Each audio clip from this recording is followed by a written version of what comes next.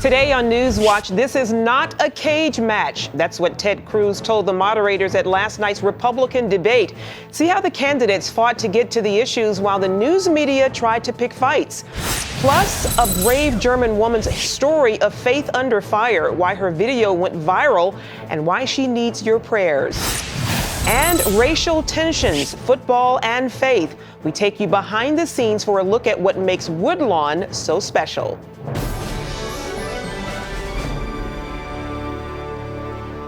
Thanks for joining us for CBN NewsWatch. I'm Charlene Aaron. Republican presidential candidates fought each other and the news media at last night's debate in Colorado. Ted Cruz scored some big points when he blasted the moderators for trying to turn the event into, quote, a caged match. The debate also brought something new that we haven't seen before in this campaign, and David Brody has more on that from Boulder, Colorado. One of those. Coming in, many thought Ben Carson would be a target given his steady rise in the polls, but it never materialized. Instead, for the first time, we saw good friends Jeb Bush and Marco Rubio tangle over Rubio's record of missing Senate votes. Marco, when you signed up for this was a 6-year term. And you should be showing up to work. I mean, literally, the Senate, what is it, like a French work week? You get like 3 days where you have to show up? I've listened to Jeb as you've walked around the country and said that you're modeling your campaign after John McCain. I don't remember you ever complaining about John McCain's vote record. The only reason why you're doing it now is because we're running for the same position and someone has convinced you that attacking me is going to help you. Ohio Governor John Kasich also came in feisty, attacking Ben Carson's recent talk of replacing Medicare and Donald Trump's plan on illegal immigration. My great concern is that we are on the verge, perhaps, of picking someone who cannot do this job. I've watched to see people say that we should dismantle Medicare and Medicaid and leave our senior citizens out in the cold. I've heard them talk about deporting 10 or 11 people here from this country, out of this country, splitting families. Trump, as you might imagine, pushed back. He was such a nice guy. And he said, oh, I'm never going to attack. But then his poll numbers tanked. That's why he's on the end. And he got nasty. But the most criticism went to the mainstream media. This is not a cage match. And you look at the questions. Donald Trump, are you a comic book villain? Ben Carson, can you do math? John Kasich, will you insult 2 people over here? Marco Rubio, why don't you resign? Jeb Bush, why have your numbers fallen? How about talking about the substantive issues people care about?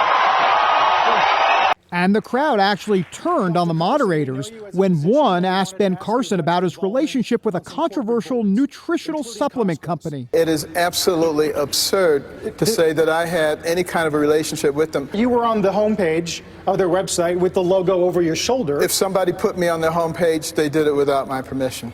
Does that not speak to your vetting process or judgment in any way? No, it speaks to the fact that I don't know that it's going on. See, they know.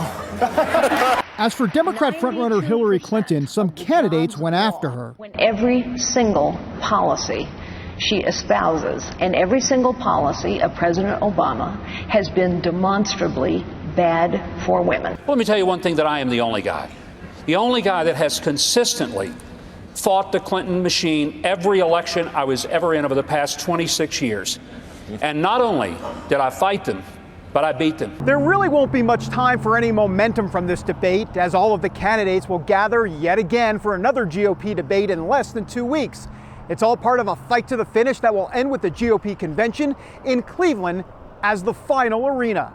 David Brody, CBN News in Boulder, Colorado. Meanwhile, Mike Huckabee also took advantage of late-breaking news last night to say that the U.S. government has become like a runaway blimp. He was referring to an Army surveillance blimp that broke away from a military base in Maryland, wreaking havoc that left 27,000 people without power. Investigators are trying to find out what caused the 240-foot helium blimp to escape. It drifted for 3.5 hours into Pennsylvania, knocking out power in homes, schools, and police stations. Military officials say blimps like this are normally used to detect hostile missiles and aircrafts. Well, the House of Representatives gets a new leader. Congressman Paul Ryan officially becoming the 62nd Speaker of the House today. At 45, Ryan is the youngest person to fill the position in 150 years. He is now tasked with the job of unifying the Republican Party. Caitlin Burke reports. This begins a new day in the House of Representatives. Paul Ryan becomes the new Speaker of the House today after winning 80% of the vote in Wednesday's closed-door party ballot, which cleared the way for today's full House vote. Thanking fellow Republicans after Wednesday's nomination, Ryan said the House is going to look differently under his leadership. We are turning the page. We are not going to have a House that looked like it looked the last few years. We are going to move forward. We are going to unify. Our party has lost its vision, and we're going to replace it with a vision. Ryan's nomination came just before the House approved a controversial fiscal deal that raises the nation's debt ceiling through March 2017, keeping the government from defaulting on its loans. Ryan surprised some conservatives by supporting the measure, saying the agreement will help, quote, wipe the slate clean. The focus now shifts to the Senate. Republican leaders say they're confident they can push the measure through to the president, but Senator Rand Paul has promised to filibuster the legislation. Caitlin Burke, CBN News. High school football coach Joe Kennedy has been put on paid administrative leave because he refused to stop praying in public at football games. The Bremerton School District in Washington state said the move was necessary because Kennedy's refusal to comply poses a genuine risk that the district will be liable for violating the federal and state constitutional rights of students or others. You know, this is the land of opportunity, and I'm seeing it all stripped away because I'm an employee. They're telling me that, you know, oh, well, we'll give you a closet to go hide in. And it's like, I'm an American citizen, I'm a taxpayer, and this is my community. My kids go to that school, and you're telling me I can't do this? Kennedy's lawyers say that the district has no right to ban the coach from personally praying, and they're ready to sue the school district. The ball is in their court, in the school district's court. They have the opportunity to make this right, to do the right thing, to follow the law. Meanwhile, a U.S. senator says the praying coach case is just the latest proof that Americans have become afraid of allowing any faith or religion in public. In this generation, it's amazing to me. People have become afraid of people of faith. They're literally afraid of prayer. This coach could go out on the 50-yard line after the game this Friday night and sing Michael Jackson's song Thriller and do the dance moves, and no one would care. But for some reason, if he kneels down and prays, there's a whole group of people that are suddenly terrified of him. I would say this simple thing: people have the right to pray. And to watch more of CBN's interview with Senator Lankford, log on to cbnnews.com and click on the Beltway Buzz blog. Well, a middle school teacher in Houston is accused of telling her class that God doesn't exist. It happened at West Memorial Junior High School. Seventh graders were given a critical thinking worksheet and told to indicate if something was fact, opinion, or common assertion. One of the statements on the assignment read, "There is a God." 12-year-old Jordan Woolley is a Methodist and felt that the assignment questioned her faith. She says that the teacher told students that God is a myth and questioned his existence, and that anyone who disagreed would get into trouble. She told us that it was wrong and that it was a myth of our imagination that is commonly believed to be true but is completely wrong. I think that the teacher crossed a serious line when she led impressionable minds to write that there was no God, that God wasn't real, and I think that infringes on my child's rights. School officials say other students in the class could not corroborate Woolley's claim, but they say that the worksheet in question will not be used again and that students did not get graded on that assignment. A Marine who was court-martialed for taping a Bible verse to her computer takes her appeal to the nation's highest military court today. In 2013, Monifa Sterling displayed the verse, "No weapon formed against you shall prosper," in her workspace. When a supervisor ordered her to take it down, Sterling refused, citing her First Amendment rights. She was court-martialed and a lower court upheld her conviction. Attorneys from the Liberty Institute are representing Sterling at today's appeal. Well, a free speech victory for a Christian group that was ordered to leave an Arab American festival or face a fine. The Sixth U.S. Circuit Court of Appeals upheld the First Amendment rights of a group called Bible Believers. In 2012, members of the group displayed a pig's head and told Muslims they were going to hell at an annual street festival in Dearborn, Michigan. Muslims responded by throwing rocks at the group, and local deputies made little effort to stop the violence, instead ordering the group to leave or be ticketed. In its ruling, the court said the answer to disagreeable speech is not violent retaliation by offended listeners or ratification of the heckler's veto through threat of arrest by the police. Coming up, she paid a huge price for speaking out against Islam. Stay tuned for an update on Heidi Mund, aka the brave German woman.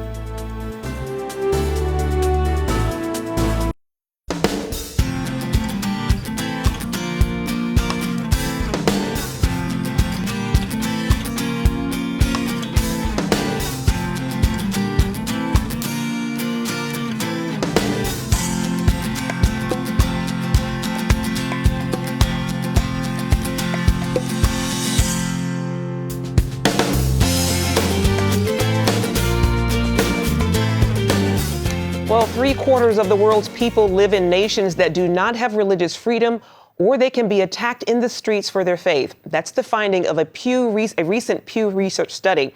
It is why the House Foreign Affairs Committee is investigating what it calls a global crisis of religious freedom. At that hearing, the U.S. Ambassador for Religious Freedom said even nations that used to offer some religious freedom have become radicalized. We continue to see the negative impact, secondly, of blasphemy and apostasy laws in countries including Pakistan, Saudi Arabia, Egypt, Sudan. Such laws have been used in some countries as a pretext to justify violence in the name of religion. And the chairman of the independent U.S. Commission on International Religious Freedom said religious freedom is not only a human right, but also makes the world safer. The security and stability that we want for ourselves and therefore need in the world is in play, at risk when religious freedom is undermined abroad. Dr. Robert George also said that the Obama administration could do much more to protect religious freedom around the world. Well, all this week, we're bringing you stories of Christians under fire around the world. That's because we're coming up on the International Day of Prayer for the Persecuted Church. When we first reported on Heidi Mund, we called her the brave German woman, because indeed what she did was very brave. CBN's Dale Hurt tells us how she's paid a price for standing for Jesus. It was supposed to be an interfaith concert to bring Christianity and Islam together. But when the Muslim imam began his call to prayer, he was interrupted by a small woman in the balcony proclaiming that Jesus Christ is Lord of Germany and saying, "I break this curse." She also invoked the name of Martin Luther and warned the audience that what was happening was a lie. The video went viral, and this mysterious Christian lady became known on the internet simply as the brave German woman. It happened at the Memorial Church of the Reformation in the Rhineland city of Speyer, built to honor Martin Luther. This isn't just a church. It's a monument to the Protestant Reformation and a memorial to the spiritual transformation of Germany as a nation. And it was at this spiritual landmark that a Muslim imam was invited to give the call to prayer in a concert. When the brave German woman, whose real name is Heidi Mund, heard about the event, she prayed. I was asking Jesus, I said, "Lord, shall I go there?" And there was so when I have to drive 1.5 hours, so I think about, is it worth to go or can others go? And so this is, I think, a human laziness, yes? She grabbed her German flag emblazoned with the words, "Jesus Christ is Lord," and she went to the concert, still not sure what she would do when she got there. Till the imam started with his shouting, I did not really know what to do. I had my thoughts, but I was not sure. I was just prepared for what God wants me to do. Then the Muslim call to prayer began, and Heidi said she felt something rising up inside her. I would call it an holy anger. And then I rose my flag, and I was proclaiming that Jesus Christ is Lord over Germany. She was thrown out of the church. They should have thrown the imam out of the church and not me, because I'm a believer in Jesus Christ. But he serves another God. This Allah is not the same God. And this is not the truth. This Allahu Akbar, so I think in general, most of us know they use it when they kill people. This is, for me, it's an worship to an idol. Dale Hurt, CBN News in Western Germany. We want to remind you that you can participate in the International Day of Prayer for the Persecuted Church. You can join believers from around the world in prayer during a special 2-hour webcast this Friday, October 30th. Just visit cbnnews.com at 8 p.m. Eastern Time to watch this exclusive live event. Up next, when faith met football in the segregated South, how the remarkable story of Woodlawn is changing lives in theaters around the country.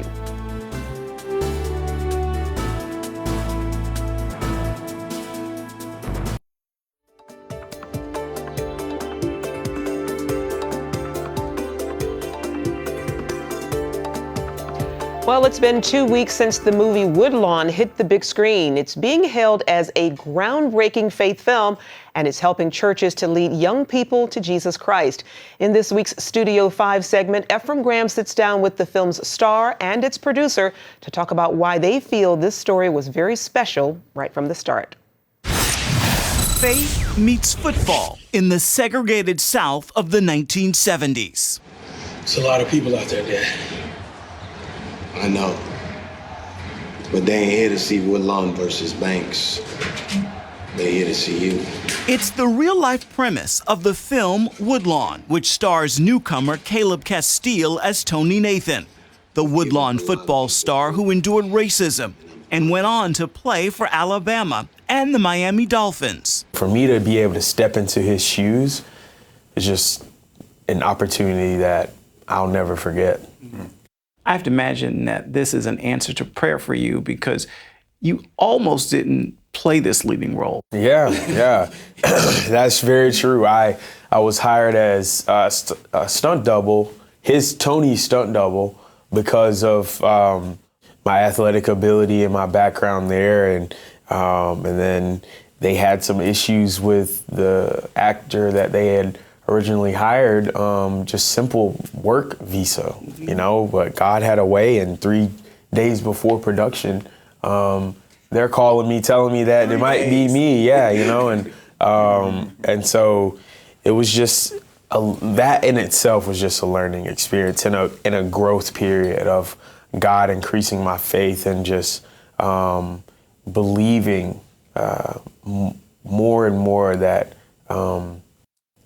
he put me here. The other thing from a physical standpoint, our football coordinator, Mark Ellis, he kept chirping in our ear going, man, I've done so many football films, I've never seen somebody run like this kid. You got it. And I'm like, okay, let's go. I've seen football players.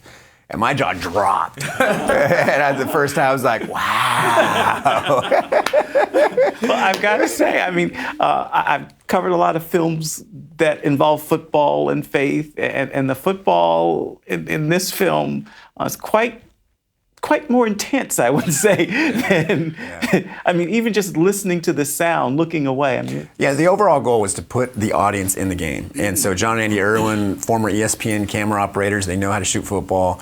And they wanted the cameras on the field and really for the audience to feel like you were part of the game. And so when we were doing the casting process for Tony, it was important that obviously you want a good actor to do it, but we had to have an athlete. Yeah. And we saw so many actors that would come in, oh yeah, I know football, I play football, and what position? Center field. I'm like, get out of here. And you just knew that, good actors, but if they weren't quite what we were looking for from an athletic side, then that wasn't going to work. But God had the right person in mind, and it just took, and like Caleb said, God was working on both sides to make sure that his plan was divinely executed. And we're not smart enough to be able to do that. And you'd have no doubt that he did it. Oh, no doubt. And good with him taking the credit. Totally. Yeah. I think I can definitely appreciate that because, along with the football, because having been a football player for over half my life, and then to transition from that into acting and for God to just say, dude, I'm going to set you up a T-ball in your career. You get to play a football player and be the star of this movie. I could not imagine a better scenario because as being a young black male and in this industry, man, this is a once in a lifetime movie. And I had opportunities before where it just, I'm like, that's not the one. That's not the one. That's not the avenue. And then being faithful and patient. And yeah, but God made it happen, man. Beautiful. Now, in terms of the football scenes, I was talking to someone, I understand you nearly broke a camera? Oh, yeah, that day with John. Oh, my gosh, yeah. That's hilarious. An expensive camera, I might add. What happened? So we were filming, like he said, they wanted to bring the audience into the game. So the way you do that, all football, when you watch on TV, is shot from the outside in. So like he said, they put the cameras in the game. You see it. And our director, co-director, John Irwin, who is just out of his mind on set, you know. But I love it. It's beautiful chaos. And so he has a handheld camera, and he's holding a red dragon in his hand. And he's like, no, Caleb, I want to chase you. I'm like, okay, so that's cool. So we get in the part of this play, and I make this cut. Somehow John, like, gets in front of me and I'm leaping over him. Then he comes back around. Somebody leaps over him, and he still has this camera holding it up. And I'm like, John, you are insane. But we got the most beautiful shot. My job outdraw. I literally went on the field. I said, dude, you can't be doing this. Yeah. And he goes, yeah. Okay, let's do it again. Yeah. Let's do it again. Yeah, let's do it again.